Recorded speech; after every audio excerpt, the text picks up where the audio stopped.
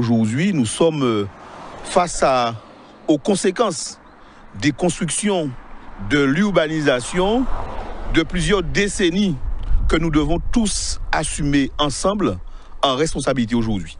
Et donc, la ville des Abîmes doit prendre sa part, de même que Cap Excellence, dans le cadre de la GEMAPI et même de la GEPU, mais aussi le département, parce que nous sommes dans au niveau de la route départementale 106, la route du cimetière, à proximité du nouveau CHU de Pointe-à-Pitre.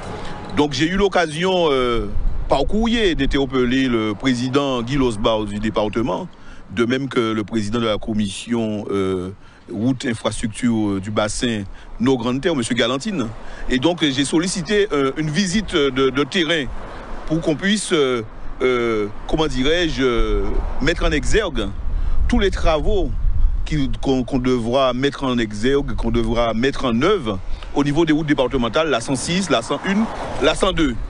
Et donc, c'est aussi la CEMAG qui doit prendre aussi sa part, parce que je me souviens à l'époque où la CEMAG avait entamé les constructions, les riverains d'ici nous avaient fait remonter un certain nombre de doléances qu'on avait, comment dirais-je, qu'on avait partagées, mais qu'on avait aussi échangé avec les responsables de la CEMAG. Donc aujourd'hui, c'est aussi cela qui pousse les inondations. Et d'autre part, nous sommes à proximité du nouveau CHU, donc il y a des travaux lourds à faire. La région devra aussi prendre sa part, contribuer pour que nous puissions sortir de ce phénomène des inondations. Ce que je voudrais dire, ou profiter de l'occasion, donc au niveau de la ville des Abîmes, nous assumons nos compétences et nous avons mis en place une procédure d'alerte.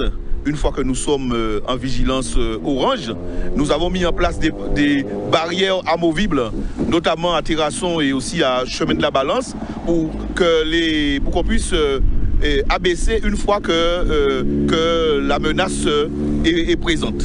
Mais aussi, nous avons mis en place une équipe mobile pour aller dans les zones inondables, parce que nous avons inventorié plusieurs zones inondables sur le territoire, notamment nous sommes à proximité de Péringolconde, de Terrasson, Besson, de Papin, de Coma, de Doubs, de Caduc, de Chazot, de Lafond, de Digazon, du Rézé, donc de Petit Pérou. Donc nous avons énormément de zones inondables sur le territoire de la ville des Abîmes, et donc nous faisons passer le message auprès des administrés pour leur dire de faire attention, de ne pas, comment dirais-je, forcer le passage au niveau des passages à guet, tout ça, etc.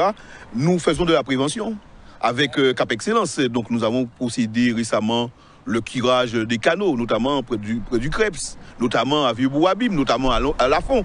Donc nous sommes sur le terrain pour pouvoir faire en sorte que nous puissions agir sur les conséquences de ce phénomène d'inondation.